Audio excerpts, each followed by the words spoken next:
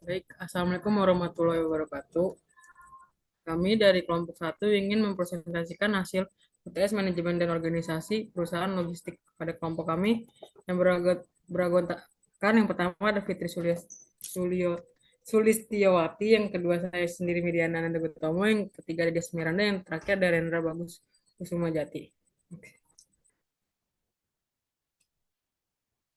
Baik, yang pertama itu apa yang Anda ketahui tentang manajemen dan organisasi perusahaan? Jadi, manajemen perusahaan merupakan proses membuat sesuatu perencanaan, penyusunan, pengendalian, serta memimpin sebagai usaha dari anggota entitas atau organisasi dengan menggunakan semua sumber daya yang dimiliki untuk dapat mencapai tujuan yang telah ditetapkan. Sedangkan organisasi perusahaan merupakan suatu kesatuan atau susunan yang terdiri atas orang-orang dalam perkumpulan untuk mencapai tujuan bersama. Contohnya seperti sekelompok orang yang kerjasama untuk mencapai suatu tujuan. Manajemen dan organisasi yang efektif adalah organisasi yang mampu memudahkan anggota yang bekerja dalam untuk mencapai tujuan bersama. Baik, yang kedua tuh ada pilihlah contoh satu perusahaan. Yang pertama itu ada identifikasi gambaran umum perusahaan, yang kedua identifikasi visi perusahaan, yang ketiga itu identifikasi misi perusahaan. Nah, yang pertama itu ada contoh dari perusahaan Astra International Tbk, yaitu manufaktur pada umumnya adalah suatu aktivitas yang kompleks yang melibatkan sebagai variasi sumber daya dan aktivitas sebagai berikut. Yang pertama, perencanaan produk, pembelian, pemasaran. Yang kedua, mesin dan perkakas, manufacturing, penjualan. Yang ketiga, perencanaan proses, produksi, kontrol, pengiriman. Yang keempat, ada material support service, customer service. Nah, ada jenis usahanya. Yang pertama tuh otomotif, yaitu bisnis utama PT Astra International Tbk di bidang otomotif ini adalah berpabrik dan penjual mobil, sepeda motor, dan suku cadang. Yang kedua ada financial service, yaitu bisnis PT Astra International Tbk di bidang jasa keuangan meliputi biaya mobil dan sepeda motor, asuransi umum, dan asuransi jiwa. Yang selanjutnya ada FV Equipment, yaitu bisnis untuk PT Astra International Tbk di bidang ini meliputi mesin konstruksi, kontraktor penambangan, dan penambangan batu bara. Berikutnya ada agribisnis, yaitu bisnis utama PT International Tbk di bidang agribisnis adalah penjualan minyak sawit atau CPO ekspor maupun lokal.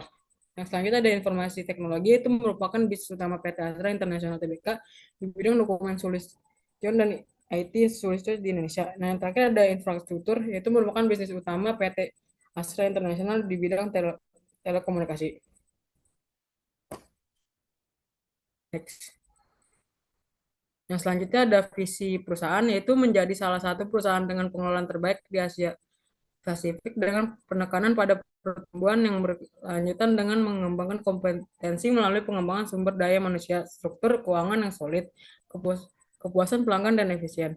Yang kedua itu menjadi perusahaan yang mempunyai tanggung jawab sosial serta ramah lingkungan.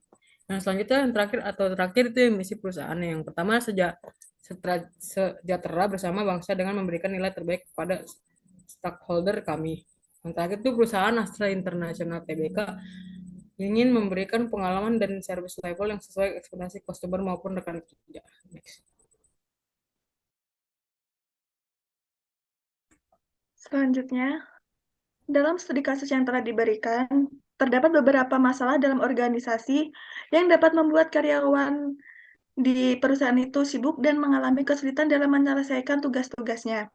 Yaitu yang pertama, perusahaan retail besar tersebut mengalami efisiensi karena pengaturan organisasi yang tidak pas.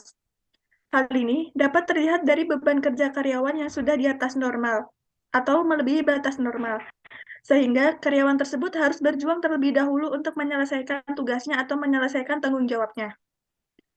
Saran atau solusi supaya organisasi dapat berjalan lebih efektif yaitu perusahaan retail tersebut harus melakukan evaluasi serta perusahaan tersebut memperbaiki pengaturan organisasi supaya karyawan di perusahaan tersebut dapat bekerja dengan lebih efektif.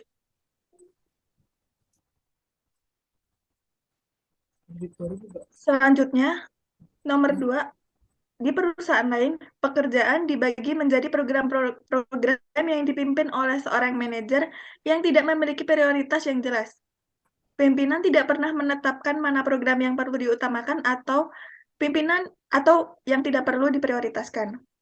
Hal ini dapat menyebabkan para manajer program harus berebut anggaran terlebih dahulu dan bekerja dengan cara yang tidak efektif atau kurang efektif. Saran atau solusi supaya organisasi dapat berjalan lebih efektif yaitu pimpinan perusahaan harus dapat menetapkan prioritas program yang lebih penting dan menyediakan anggaran yang cukup untuk program-program yang penting dan prioritas, supaya perusahaan tersebut dapat berjalan dengan efektif dan manajer program tidak terjadi saling berebut untuk mendapatkan anggaran dari perusahaan tersebut. Yang ketiga, data dan informasi penting yang dibutuhkan atau diperlukan oleh perusahaan seringkali tidak tersedia pada saat yang tepat atau pada saat waktu yang diperlukan. Keterlambatan ketersediaan data dan informasi yang diperlukan perusahaan dapat menyebabkan keterlambatan dalam menyelesaikan tugas dan proyek dari perusahaan, sehingga perusahaan tersebut tidak dapat berjalan dengan efektif. Saran atau solusi supaya organisasi dapat berjalan lebih efektif yaitu perusahaan harus menyediakan sistem yang efektif untuk mengumpulkan dan menyimpan data informasi yang penting, supaya dapat diakses oleh anggota tim dengan mudah, sehingga perusahaan tidak mengalami keterlambatan serta menyelesaikan tugas dan proyek perusahaan dengan tepat.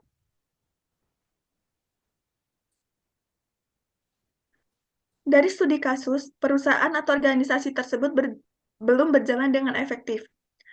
Penyebabnya yaitu karena organisasi yang efektif merupakan organisasi yang mampu memudahkan anggota yang bekerja di dalamnya untuk mencapai tujuan bersama.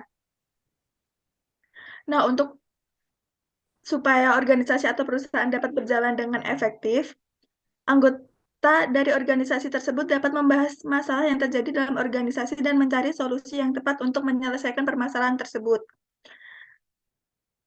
Menyelesaikan permasalahan tersebut dapat dilakukan dengan cara mengidentifikasi masalah dan mencari tahu apa penyebabnya, mengusulkan solusi yang efektif dan mempertimbangkan keuntungan serta kerugian, dan mengevaluasi hasil dari solusi yang telah dilakukan.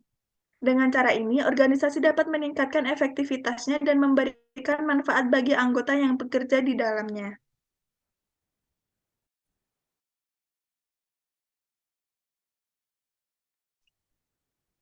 Nomor 4, apa yang Anda ketahui tentang struktur organisasi? Struktur organisasi merupakan garis hierarki yang terstruktur atau bertingkat dan mendeskripsikan komponen-komponen yang menyusun perusahaan, di mana setiap individu atau SDM yang berada pada lingkup perusahaan memiliki posisi dan fungsinya masing-masing. Beberapa elemen penting dari struktur organisasi meliputi: yang pertama, hierarki. Struktur organisasi biasanya terdiri dari hierarki yang jelas, dengan manajemen dan pengambil keputusan di bagian atas dan karyawan atau staf bagian bawah. Yang kedua, departemen atau divisi. Organisasi dapat terdiri dari beberapa departemen atau divisi yang mengelola fungsi atau kegiatan tertentu. Yang ketiga, fungsi dan tanggung jawab. Setiap anggota organisasi biasanya memiliki tugas dan tanggung jawab yang jelas sesuai dengan peran mereka di dalam organisasi. Yang keempat, koordinasi dan komunikasi. Struktur organisasi membantu menentukan bagaimana komunikasi dan koordinasi akan terjadi di antara anggota organisasi, baik di dalam departemen, antar departemen, atau antara manajemen dan karyawan. Yang kelima, fleksibilitas. Struktur organisasi harus cukup fleksibel untuk mengakomodasi perubahan dalam organisasi dan lingkungan eksternal. Struktur organisasi yang baik dapat membantu organisasi mencapai tujuannya dengan lebih efektif dan efisien, serta meningkatkan produktivitas dan kinerja anggota organisasi. Struktur organisasi yang baik dapat membantu organisasi mencapai tujuannya dengan lebih efektif dan efisien, serta meningkatkan produktivitas dengan kinerja anggota organisasi. Dan macam-macam jenis-jenis struktur organisasi. Yang pertama ada struktur organisasi fungsional, yang kedua struktur organisasi divisional, yang ketiga ada struktur organisasi metrik. Oke, masuk ke nomor 5. Ini adalah contoh struktur organisasi PT Astra International. Yang pertama ada Dewan Komisaris yang mempertanggungjawabkan atas komite eksekutifnya. Komite eksekutif, ke bawahnya ada komite audit, ke bawahnya ada komite nominasi. Lalu Dewan Komisaris juga bertanggung jawab atas direksinya, lalu ke bawahnya ada Chief Executive Officer, lalu dipecah jadi beberapa bagian divisi lagi. Nanti ada di Astra Foundation-nya, ada Yayasan Pendidikan Astra, Yayasan Dharma Bakti, ada shift nama-namanya, ada Herawati, Sigit, dan Erian. Untuk di Koperasi Astra Internasional dipegang dan dengan Gita Tiffany dan Surjani Slamet. Untuk dana pensiun Astra dipegang oleh Suparno dan Suheri. Nextnya.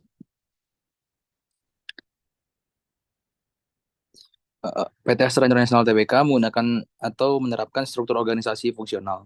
Dalam struktur organisasi fungsional, pembagian kerjanya berdasarkan pada fungsi masing-masing manajemen, menempatkan karyawan berdasarkan keahlian tertentu dan fungsi mereka di perusahaan.